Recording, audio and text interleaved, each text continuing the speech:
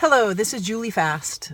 I have a question. What's the one thing that you can do today so that you can stay stable and feel better when you go to sleep tonight?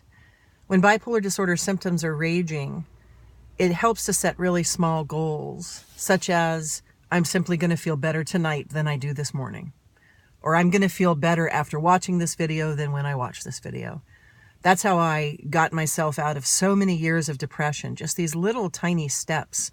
I can remember times when I couldn't get out of bed, then I couldn't get out of a chair, then I couldn't get off a couch, then I couldn't tie my own shoes. My depression was that bad. Today, I deal with it a lot, as you know, just by reading my posts, but it's different. It's shorter now. I still have bipolar disorder. It's a genetic illness. It's not going away. I'm 51 years old. I have an illness that affects me daily, and I have to take care of it. That's all that matters. So my goal for today is to get some work done. As a lot of you know, I just had surgery, and I've had a very tough recovery. Surgery and bipolar disorder are often difficult because of the anesthesia we're given, because of the change, because of pain. I constantly amaze myself with my Pollyanna attitude that, hey, everything's going to be fine. Bipolar disorder doesn't care about that. Bipolar doesn't care about your attitude. It doesn't care. So everything's about prevention. So for today, what can you do that will make tonight a more pleasant experience? If it's getting to work and sitting down, whereas you've maybe had a couple days where just sitting down has been too hard, that's a Mount Everest accomplishment when you're depressed. For me, I'm not depressed today. I went through it last week after, the weeks after the surgery, I dealt with depression, but I'm not depressed today. This means that I have to take advantage of it. I know that I will feel better working on my new book and moving forward, seeing people, which is what I'm doing.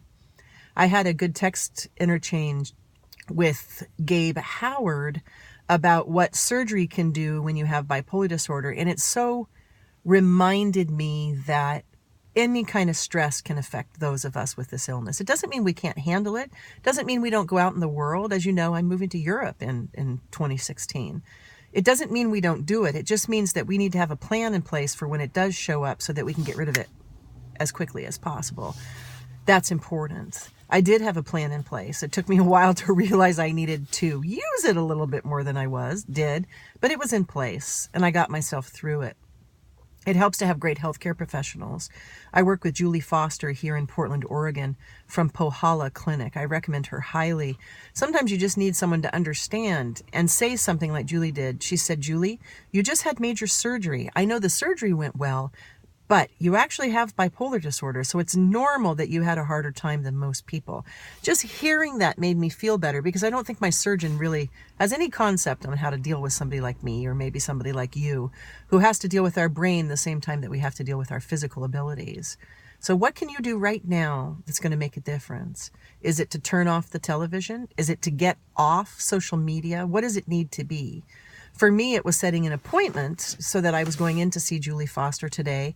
By having that appointment, I know that I will take care of myself physically, that I will move forward the way I need to, and then I work around that.